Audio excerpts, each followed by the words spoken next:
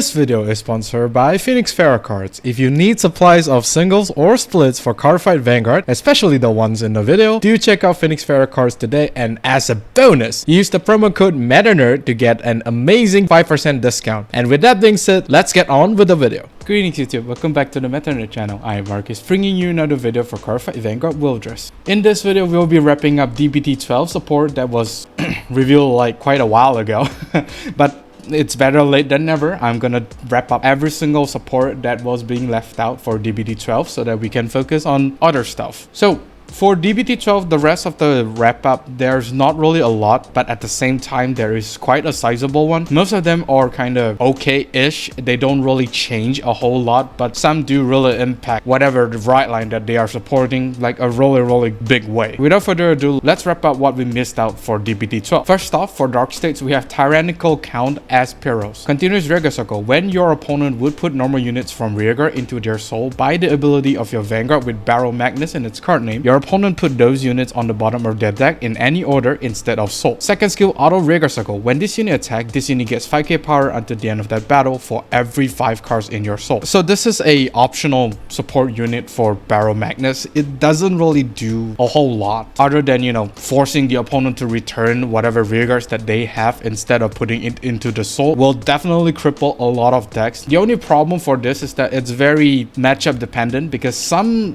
decks currently, if you put those stuff back to deck, they are just gonna get them out from the deck anyway. For example, Eva as well as Chrono Jet in a way, because of the time leap mechanic. So it's very optional. It's not the most game-breaking Barrel Magnus, but it does hinder like a sizable number of decks out there. Now remember, since this card will be in play before your opponent put their cards back into the soul, which means that if the Barrel Magnus players decided to superior call this card from Barrel Magnus skill, it is in effect. So all of your rearguards will be go to the bottom of the deck, but of course this is provided the Barrel Magnus superior call this unit when he swings with Barrel Magnus. The power bonus skill is okay, but it's not really that insane. At the maximum, if you have 15 soul, this unit will be gaining a 15k power, which will make this a 25k, 35k if you include the Barrel Magnus power bonus. But still, it's not going to be as big as this grade 2 that Barrel Magnus currently has. At 15 soul, this by itself is gonna hit for 32k. With the Barrel Magnus power bonus, it's gonna hit for 42, which is a 5k more than what Append is doing. But of course, there's a difference in terms of the power base, which is give or take, I would say. An optional support, not really the best one, but still it is what it is for Barrel Magnus. Next up, for Almajest, we have Almajest Celesphere. Play this if you have a Vanguard with Astoria in its card name. Counter charge 1, choose 3 trigger units from your drop and put them into soul. If your card with Astoria in its card name was removed this turn, choose one of your Vanguard and it gets critical plus until end of turn. This normal order card is basically meant to be played in Unica Mass and only Unica Mass, because sure, you could still play this in a normal OG Unica build, but I feel like this card should be played inside Unica Mass than OG Unica. I mean, who plays a pure OG Unica's deck anyway?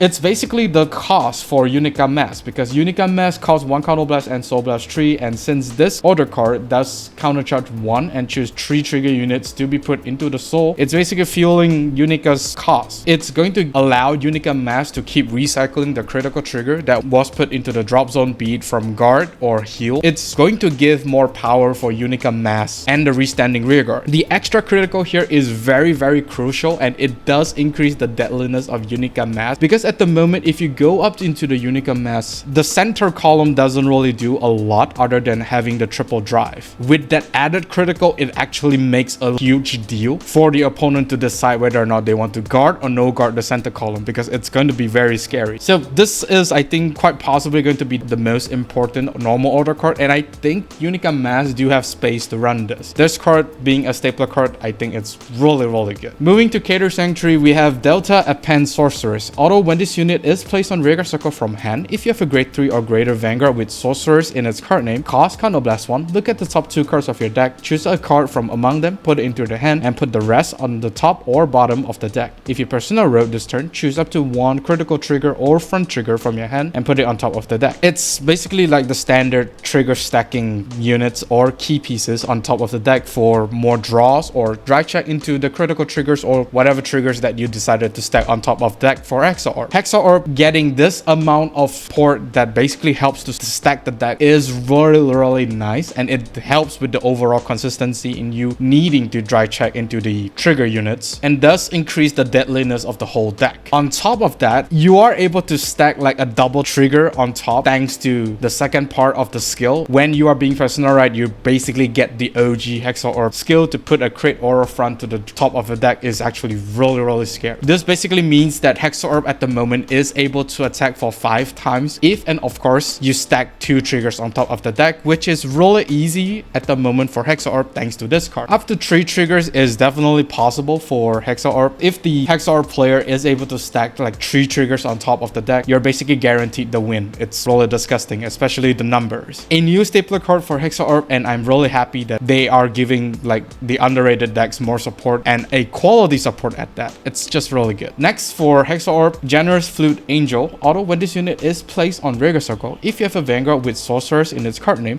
discard a card from your hand, look at the top 2 cards of your deck, choose a card from among them, put them into the hand, and put the rest on top of your deck. So it's just more stacking triggers or key pieces on top of the deck, but of course this does require you to discard a card, which you can look at it as a bonus in a sense due to how many support cards within Cater Sanctuary that actually does activate when they are being discarded. The best example is going to be Wayward Therapy Angel. I mean, this card is notorious for being spam inside a Youth Perk deck, so with the Hexa Orb getting more support cards that basically needs you to discard a card, Wayward Therapy Angel is going to be quite the card to be played with Hexa Orb Sorceress. However, the downside to this card is that you should only use this unit's skill if you know what is in the top of your deck, which I think you definitely should due to the sheer quantity of looking the top deck support for Hexa Orb. You should definitely only use this card when you know what is on your top of the deck. Otherwise, it will just be a wasted discard. But still, if you have Wayward Therapy Angel, it's not going to be a waste. Really nice card, but at this point, I'm seeing like a deck space issue already.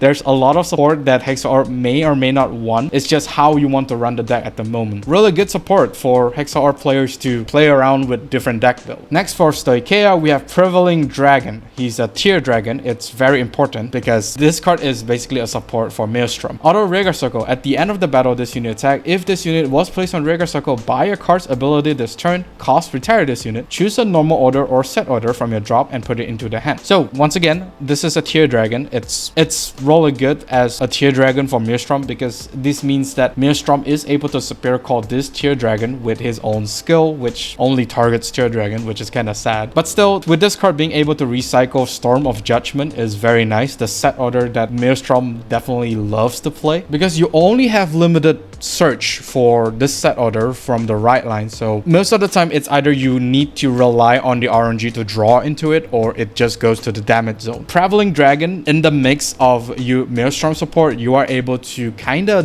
lessen the reliance on the RNG to draw into it or to just hope that you don't damage check the set order. It's really nice. It's a bonus unit to be run. It's not going to be the most stapler unit for Maelstrom. It is a nice unit to have, but only run this if you have space. We have come to the point in Vanguard where you have a lot of support, but you don't have a lot of space because of all the stapler units that we have currently for a deck. Do playtest rigorously on this card. It's not going to be the best, but it does help in terms of your consistency. Next, we have Flakberg support. Wave Crest Brave Shooter. Auto when this unit is placed on Rigor Circle, cost Counterblast 1, look at the top 7 cards of your deck, choose up to 1 Ascendance Assault or card with Flakberg in its card name. From among them, reveal it and put it into your hand and shuffle the deck. If you do not reveal a card, counter charge 1. Second skill, Auto Rigor Circle. At the end of the battle, this unit boosted. If it is the 4th battle of this turn or more, you may put this unit into the soul. Basically a searcher for Personal Right or Ascendance Assault, which is the grade 2 of the right line. The grade 2 of the right line, I think, is still quite good in terms of raking in the number of attacks within that turn for Flakberg to activate the full effect. So with this, giving a consistency to get Ascendance Assault is actually very nice. Of course, Personal Right is also very nice, but then you don't really get to use it immediately. But it does confirms you for the second turn. Most of the time, you will want to search into the Ascendance Assault instead of the Personal Right because with or without Personal Right, Flakberg is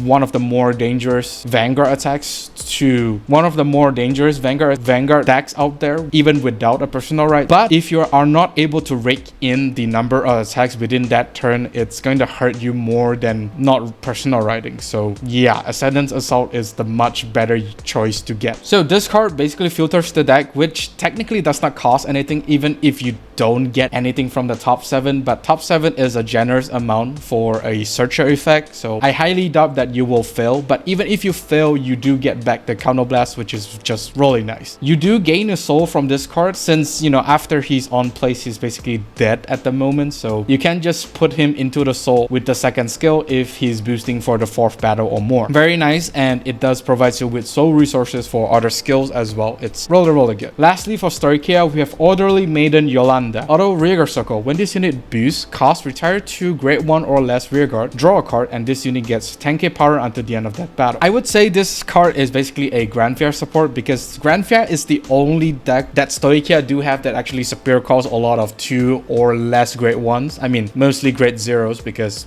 tokens are grade 0s. Plant tokens, that is. You are able to just keep on retire the plant gauges for more draws and powers anyway, so it's basically just free real estate for Grand Fair to run this card. You are getting a 18k booster for sacrificing 2 rearguards, but then again, the 2 rearguards doesn't really matter if you are able to stack a lot of plant gauges on Noblest Rows. And you do get a draw out of it, which is definitely very nice. This card is not really that useful for other decks because the other decks don't really superior cause a lot of grade 0s, but maybe Aurora. But Aurora has a limited superior calling grade 1 or less rearguard support, so not really that suited for Aurora, but it's definitely going to be really good inside Grand Fair. Moving on to the last nation, we have Brandgate. Aurora Battle Princess Rifle Warrior. Continuous rearguard circle. During your turn, if 2 or more of your opponent's cards are imprisoned in your prison, this unit gets 5k power. Second seal active rearguard once per turn. If your opponent's card was imprisoned into your prison this turn, cost Counterblast 1. Choose one of your opponent's rearguard, imprison it in your prison. Look at the top 5 cards of your deck. Choose up to 1 unit card with grade less than or equal to your vanguards from among them. Call it a rearguard circle and shuffle your deck. The dreaded Aurora Battle Princess, which is Seraph Snow, just got support, and with the addition of the grade 4 accelerating to superior ride the grade 4, it's really disgusting. Prison has been on the rise ever since the grade 4 support card, that grade 1 PR, was revealed, and for some reason people are not catching on that this deck is actually super scary. So this 13k booster does provide a lot of value because not only is she a 13k booster, you are able to imprison a rearguard and look at the top 5 cards to superior call 1 unit. I think it's the first time that Seraph Snow actually gets a superior call. I mean, there's another great one that basically superior calls itself, but this card is much better than that, I would say. It basically allows you to dig for more pieces and hopefully get the pieces that you want. And since this is an active, you can always just use this card's skill again the next turn if you have the Counterblast, that is. And if you do superior call another Rifle Warrior, yeah, you can just go ahead and use it. It's just free. Yes, it does cost another Counterblast, but hey, most of your Counterblasts are gonna be used by grade 4 Seraph Snow anyway, so you definitely have an extra Counterblast. Very disgusting card. The whole deck is disgusting. Next, we have a combo of a grade 2 and a grade 1, which does looks kind of similar. Schwarzer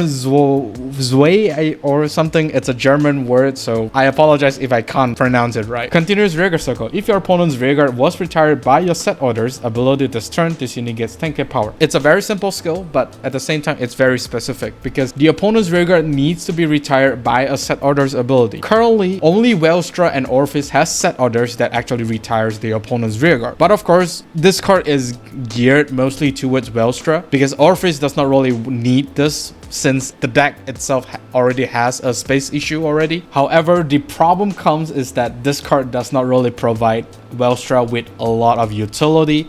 As the previous video mentioned, Welstra do need a lot of utility cards in order for the whole deck to function. So cards like this that provides next to no utility isn't really appreciated by Welstra, but for budget players, I think this card is a really nice card to be played inside Welstra. It just allows you to hit for big numbers, but of course it's not going to be the most reliable one because you have more important units to run inside Welstra. For the grade 1 counterpart, we have Schwarzer Eins or something. Auto rearguard circle. When your your grade 2 or greater set order is put into order zone, cast put this unit into their soul and draw a card. So this card, unlike the grade 2, is much more useful because not only is this providing you a soul, it also draws you a card, which is very nice. Decks like Heroes as well as Velstra will be able to use this. It's kind of like the outlier in terms of quality support. This card is actually super nice. The only problem is that deck space once again. Like I said, we have reached a point in Cardfight Vanguard where we don't really have a lot of space to run all of the good units. It's a little bit sad, but from what I've been testing in terms of Heroes deck with this card, you do have space to actually squeeze in like 1 or 2 activation of this card is definitely enough for that deck anyways. And that is all for this video. Do let me know down in the comment section of what do you think of the wrap up support cards. Not the most interesting support card, but it does provide like a really good utility choices in terms of how you want to deck build certain decks. Hopefully this video is able to provide you with more insights on how you can run the decks that these cards are supporting. Do like and subscribe if you like this video, and of course during the bell notification icon so that you don't miss a video I upload. With that being said, I'll see you all on the field. Even when you feel low, you can still go. Even when you feel slow, you can still go. Even when there's no hope, you can still go. I never answer to no, man, I still go. Go, go.